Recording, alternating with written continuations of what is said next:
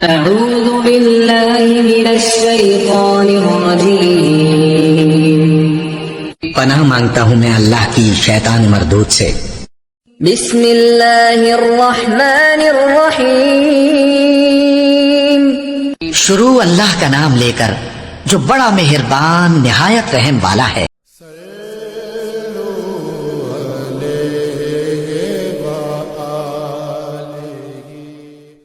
رسول اللہ صلی اللہ علیہ وسلم اپنے اونٹ پر بیٹھے ہوئے تھے اور ایک شخص نے اس کی نکیل تھام رکھی تھی۔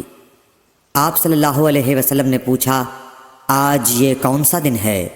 ہم خاموش رہے حتیٰ کہ ہم سمجھے کہ آج کے دن کا آپ کوئی دوسرا نام اس کے نام کے علاوہ تجویز فرمائیں گے۔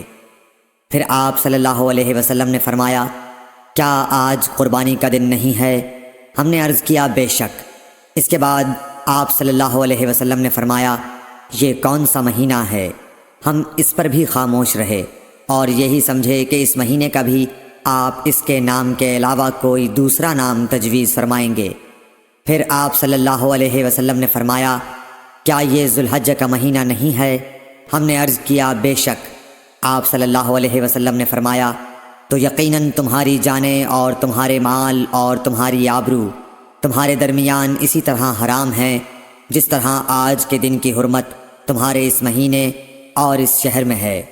پس جو شخص حاضر ہے اسے چاہیے کہ غائب کو یہ بات پہنچا دے، کیونکہ ایسا ممکن ہے کہ جو شخص یہاں موجود ہے وہ ایسے شخص کو یہ خبر پہنچائے جو اس سے زیادہ یاد رکھنے والا ہو۔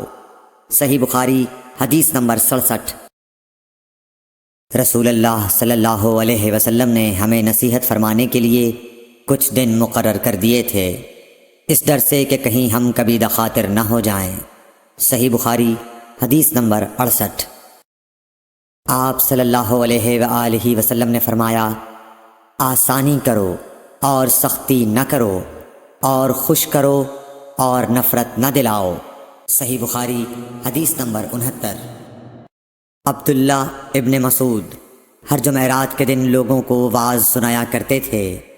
ایک آدمی نے ان سے کہا، اے ابو عبد الرحمن، میں چاہتا ہوں کہ تم ہمیں ہر روز وعظ سنایا کرو۔